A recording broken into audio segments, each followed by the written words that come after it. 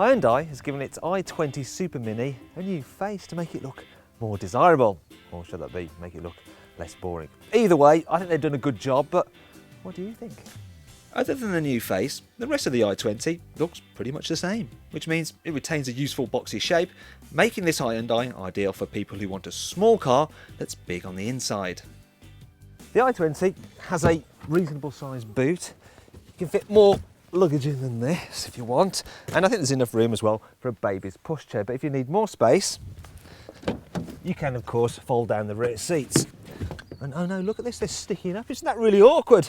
Well, you don't have to worry because unlike on some other Super Minis, with the i20, you can flip out the seat bases so that when you do fold the seat backs down, they lie pretty much completely flat. Now, I will admit there's a bit of a step here, but I've seen worse, so on this occasion, I'm gonna let the car off.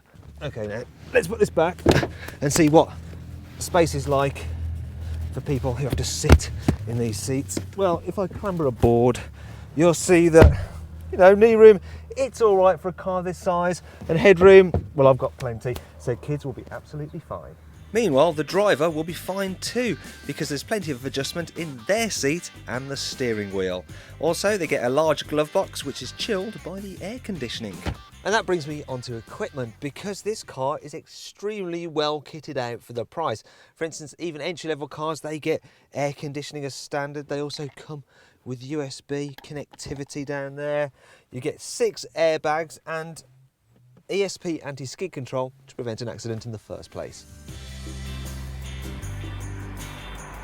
You can get the i20 as either a 3-door or this 5-door model, and the engine lineup includes a 1.1 litre diesel which is capable of 88 miles per gallon, and it's so clean it won't cost you a penny in road tax.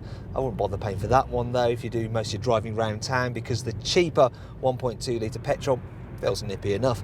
That brings me on to what this car is like around town, and it's actually very good because all the controls, they're nice and light, you've got great all-round visibility, and the suspension, it deals well enough with potholes and bumps.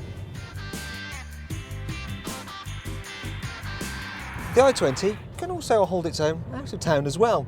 There's just about enough performance from the engines that you can actually overtake people on the motorway, and at speed, while it may not be as refined as a limousine, Super Mini after all, isn't it? It's still reasonably quiet, and if you take it on a twisty back route, there's enough grip that you don't feel like you're going to fall off the road. However, that does bring me on to the car's downsides, because you're not really going to want to take it on a twisty road much, because it's nowhere near as much fun to drive as something like a Suzuki Swift, because the steering, it's just vague and slow to respond, and when you go around a corner you get quite a lot of body roll.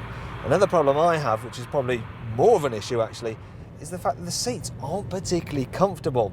I feel like there's hardly any padding in the back part of the seat, and lower down I can actually feel a metal bar digging into the base of my spine. It's not very nice.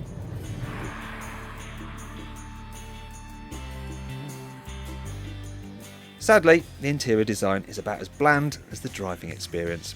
Yes, it feels pretty solidly built and hard wearing, but it's just a shame Hyundai didn't use the midlife facelift to also modernise the car's drab cabin. But is all that enough to put you off?